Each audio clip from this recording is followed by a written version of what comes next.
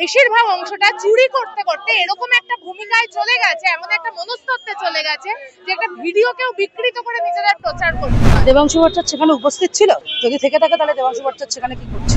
ওদের বাড়িতে বসে নিজের প্রোফাইলের রিচ বাড়ানোর জন্য যদি কেউ বলে তাতে আমাদের কিছু করার নেই, কিন্তু যাদের বুদ্ধি রয়েছে, যারা গাড়িতে রোজ চলাফেরা করে, তারাই জানে গাড়ির তলায় কে আছে আর কে। বিকাশ ভবনে কথা বলতে চেয়েছিলাম, বিকাশ ভবনে কথা বলেনি, ঘাট ধরে চুলের মুঠি ধরে হিড়ির করে প্রিজন ভ্যানে তুলে হচ্ছে রাত্রিবেলা অব্দি আমাদের গ্রেপ্তার করেছিল। কেন করেছিল? কথা বলতে চেয়ে। এত কিসের ভয় ব্রাত্য বসু? দিদি, তৃণমূল যুবনেতা দেবাংশু তার স্টেটমেন্টে বলেছে ভিডিওটা নাকি ফেক ছিল।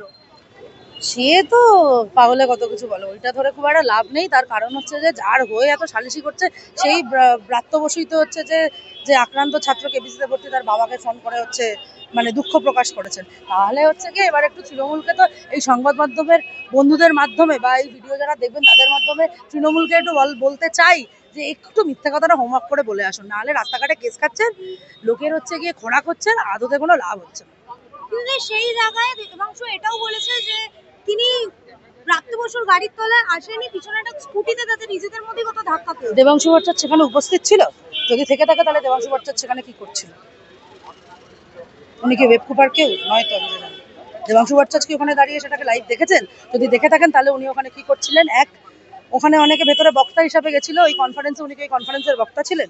প্রশ্ন রইল, উনি চোখে দেখেছেন? প্রশ্ন করছি, দেবাংশু ভট্টাচার্যকেই প্রশ্ন করছি। দিদি, সেই জায়গায় তিনি স্টেটমেন্ট দিয়েছেন যে ওটা একটা স্করপিও, ওটা কোনো টোটো না, তার তলায় আসলে হাড়গোড় ভেঙে যাওয়ার কথা। তাহলে উনি চাইছিলেন যে হাড়গোড়টা ভেঙে দিতে? মানে ভাঙেনি বলে আক্ষেপ করছেন? একজন ছাত্রকে মানে পিষে মেরে ফেলতে পারেনি বলে ওনার মনের মধ্যে যন্ত্রণা হচ্ছে?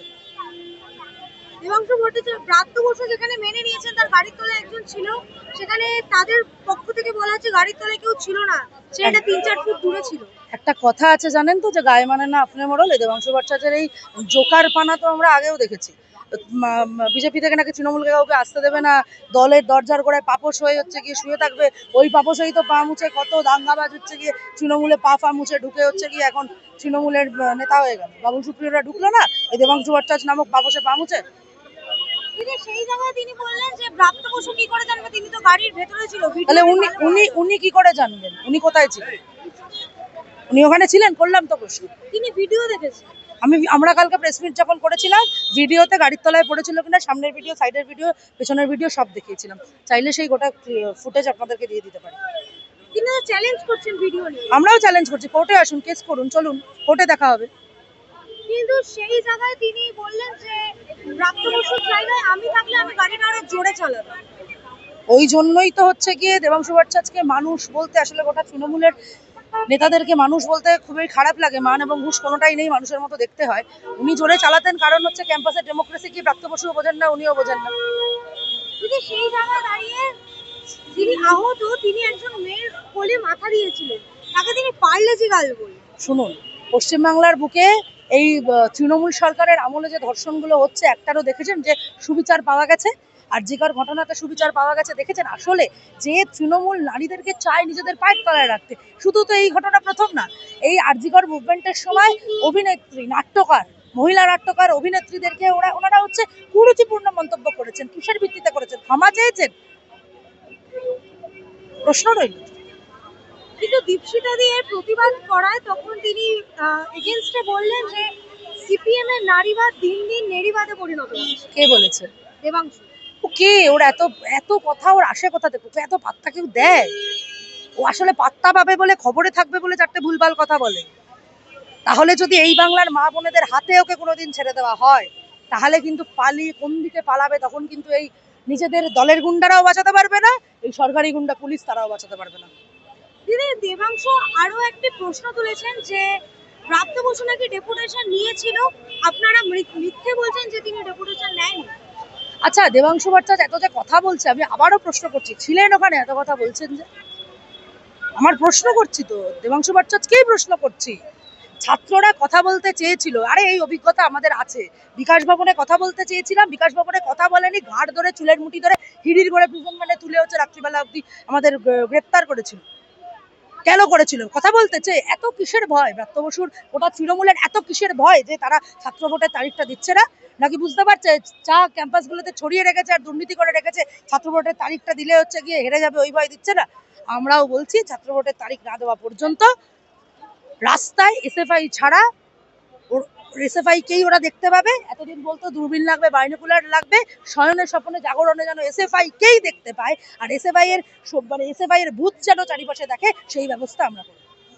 দিদি, আমার একেবারে শেষ প্রশ্ন, তিনি বললেন যে 12 বছর আগে কোনো টিএমসিপির কোনো দল শিক্ষককে অপমান করেছিল বলে সেটা দোষ হয়েছিল। এখন যে এই এসএফআই এর যারা আগের দিন ভাঙচুর করলো বা মানে একজন শিক্ষককে তারা অপমান করলো, সেটা ছাত্র বিক্ষোভ।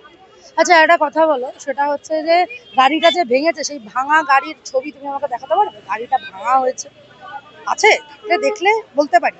আমি এখনো দেখিনি, হয়তো উনি বেশি জানেন, আমি জানি না, নাই হতে পারে। তৃণমূল তো বাড়িয়ে ভাবে, তো যদি ভেঙে থাকে এবং যদি শিক্ষকদের গায়ে যদি কেউ হাত তুলে দেয়, শিক্ষকদের গায়ে কেউ হাত তোলেনি, আসলে এখন গোটাতে পারছে না ওই জন্য বলছে। তাহলে তো সেদিক থেকে দেখতে যায় একটা পোস্ট ফেসবুকে ঘুরে বেড়াচ্ছে, একজন ছাত্রীকে নেমে হচ্ছে ওম প্রকাশ মিশ্র চড় মেরেছে, ঘুষি মেরেছে, তাহলে তার কন্যা সম, তার সন্তান সম একজনকে থাপ্পড় মেরেছে, চড় মেরেছে, এটা ঠিক তো? বা ব্রাত্য বসু তো বলছেন উনি হচ্ছে ছাত্র সমাজের অভিভাবক, আমাদের অভিভাবক, তোমার বাবা মা, আমার বাবা মা কোনোদিন পেরেছে আমাদের গায়ের উপর দিয়ে গাড়ি চালিয়ে দিতে? তৃণমূলের যুবনেতা দেবাংশু ভট্টাচার্য তিনি বললেন যে ওই যে ছেলেরা চাকার তলায় যায়নি, ওই ছেলেরা চাকার তলায় যায়নি, পিছনে কোনো স্কুটিতে ধাক্কা খেয়েছে। কালকে এসএফআই এর পক্ষ থেকে একটা প্রেস মিট করা হয়েছে, তাতে আমরা ভিডিও দিয়েছি, ভিডিও দিয়ে প্রমাণ করেছি যে গোটা ঘটনা, যে ঘটনা ঘটেছে তার একটা অন্য অ্যাঙ্গেল দিয়ে ভিডিওকে টেম্পার করে, বিকৃত করে দেবাংশু ভট্টাচার্য এই কথা বলছে। আসলে ওদের বেশিরভাগ অংশটা চুরি করতে করতে এরকম একটা ভূমিকায় চলে গেছে, এমন একটা মনস্তত্ত্বে চলে গেছে যে একটা ভিডিওকেও বিকৃত করে নিজেদের প্রচার করতে হয়। আর সেইখানে উল্টো দিকে দাঁড়িয়ে আমাদের কথা এটা নয়, ইন্দ্রানুজ এখনো হসপিটালে ভর্তি রয়েছে, তোমরা যারা মিডিয়ার সঙ্গে যুক্ত তারা গিয়ে তার যোগাযোগ করতে পারো যে একটা স্কুটির ধাক্কা আর গাড়ির চাকার তলায় চলে গেলে তার কি অবস্থা হয়। তার বাবা গতকাল জানিয়েছে ছেলের চোখের দৃষ্টি ফিরবে কিনা সেটা নিয়ে ডাক্তাররা আশঙ্কা করছেন। ফলে এই ঘটনায় পুরো পরিষ্কার যে দেবাংশু ভট্টাচার্য আসলে গোটাটা নিয়ে একটা মিথ্যাচার করছে, এবং এটা শুধু দেবাংশু নয়, আরো যারা রয়েছে তারা প্রত্যেকদিন এই কাজগুলো করে।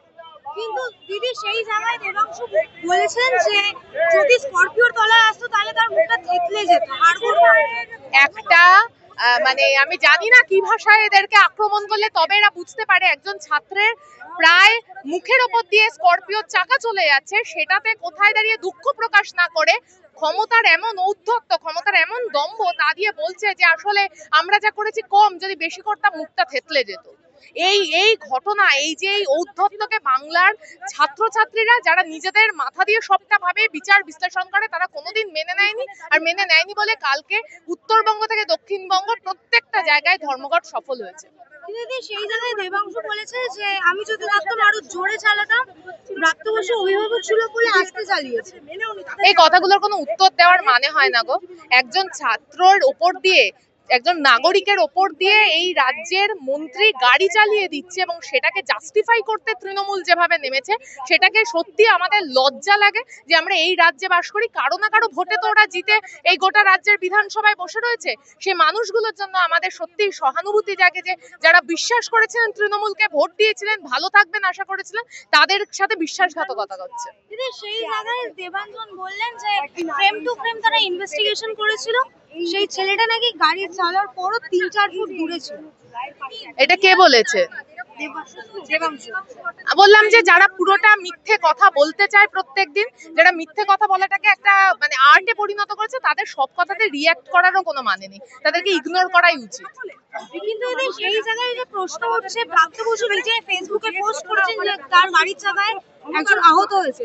সেই তো ওদের দুজনের মধ্যে কোঅর্ডিনেশন নেই। তৃণমূলের দুজনের মধ্যে যদি কোঅর্ডিনেশন না থাকে, একজন বলছে গাড়ির চাকায় যে চাপা পড়েছে তাকে আমি দুঃখ জানাচ্ছি, দুঃখ প্রকাশ করছি, সে ঘটনায় তিনি এই কথা বলছে, আর তার দলেরই যুবনেতা অন্য কথা বলছে। তো নিজেদের দলের মধ্যে যদি কথা না হয়, বোঝাপড়া না থাকে, তার দায় তো আমাদের নয়। কিন্তু দেবাংশু সেই জায়গায় বলছে যে ব্রাত্য বসুর গাড়ির ভেতরে ছিল, তিনি কি করে জানবেন তার গাড়ির নিচে কেউ আসছে নাকি? তিনি না চোখ থাকলেই জানা যায়। রাস্তায় যারা গাড়ি চলে, এইগুলো আসলে কি বলুন তো, বাড়িতে বসে নিজের প্রোফাইলের রিচ বাড়ানোর জন্য যদি কেউ বলে তাতে আমাদের কিছু করার নেই, কিন্তু যাদের বুদ্ধি রয়েছে, যারা গাড়িতে রোজ চলাফেরা করে, তারাই জানে গাড়ির তলায় কে আছে আর কে নেই। কিন্তু এই যে তিনি ভিডিও নিয়ে চ্যালেঞ্জ করেছেন, আমরাও তার পাল্টা ভিডিও গতকাল প্রেস মিট করে দিয়ে দিয়েছি। কিন্তু তিনি মানে যে মেয়েটার কোলে তিনি আহত মাথা দিয়েছিলেন তাকে পার্লেজি গালের সাথে তুলনা করেছেন। কিসের সাথে? পার্লেজি গাল। এইসব হয়তো একদম মিসোজিনিস্ট দল চলছে। মহিলাদের সম্পর্কে কথা বলা, নারী বিদ্বেষী কথা বলা, মহিলাদেরকে খারাপ চোখে দেখানো, আসলে ওদের দলেরই তো কেউ কেউ সন্দেশখালীর সঙ্গে যুক্ত, কেউ কেউ না, মাথারা যুক্ত। এই গোটা ঘটনা আসলে প্রমাণ করে দলটার ওপর থেকে নিচ অব্দি কারা দলটা চালায়। তিনি সেই জায়গায় দেবাংশু এটাও বললেন যে সিপিএম এর কাছে নারীবাদ এখন। দেবাংশুর এত কথার উত্তর দেওয়ারই প্রয়োজনীয়তা নেই গো। যারা একটা ছাত্রের চোখ চলে যেতে চলেছে সেই ঘটনাকে বলছে আমি থাকলে মাথা থেতলে দিতাম, তাদের কথাকে ইগনোর করা উচিত। তাদের কথাকে কেউ পাত্তা দেয় না, আমরাও পাত্তা দিতে তিনি চাই না। ইতিমধ্যে ব্রাত্য বসু যার লেগেছে তার বাবার সাথে যোগাযোগ করেছেন। সে যোগাযোগ করতে পারেন, শিক্ষামন্ত্রী, তিনি যোগাযোগ করতেই পারেন। সেটা তো আমরা তো তা নিয়ে তো কোনো কথা বলিনি, যোগাযোগ করারই তো কথা। তার গাড়ির তলায় ছেলেটার প্রাণও চলে যেতে পারতো। তাও ভালো যে বিলম্বিত হয়েছে, বোধোদয় হয়েছে।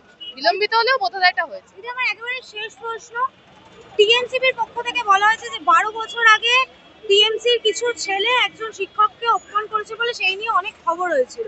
সিপিএম করলেই সেটা ছাত্র বিক্ষোভ। আমি জানি না টিএমসিপির এইসব কথার কোন মানে আছে। আসলে লেখাপড়ার সঙ্গে যাদের সম্পর্ক নেই তারাই তো কলেজগুলোতে ইউনিয়ন রুম দখল করে বসে রয়েছে। গত 7 বছর ধরে একটা কোথাও ইউনিয়ন ইলেকশন হচ্ছে না। ফলে স্বাভাবিকভাবে যারা লেখাপড়া করে, যারা গণতন্ত্র নিয়ে কথা বলে, কলেজের ভেতরে গণতান্ত্রিক অধিকার নিয়ে কথা বলে, তাদের সাথে টিএমসিপির কোনো যোগাযোগ নেই। টিএমসিপি যা ইচ্ছা বলতে পারে, সেটা নিয়ে এসএফআই এর খুব একটা মাথা ঘামানোর ব্যাপার নেই। কিন্তু যে ব্রাত্য বসু নাকি সেদিন বলেছে মানে পেপারটা নিচ্ছিল, কিন্তু আপনারা ভুল অভিযোগ করেছেন যে তিনি শুনছিলেন না। একটা ডেপুটেশন কপি দেওয়া হয়েছে, সেটা নেওয়ার সাথে কথা শোনার তো ব্যাপার নেই। আলোচনা চেয়েছিলাম, আলোচনা করেছেন কোথায়? গাড়ি চালিয়ে চলে যাচ্ছেন, গাড়ি স্পিড বাড়িয়ে দিতে বলেছেন। মিথ্যাচার ওদেরকে বন্ধ করতে বলুন, এইভাবে হয় না।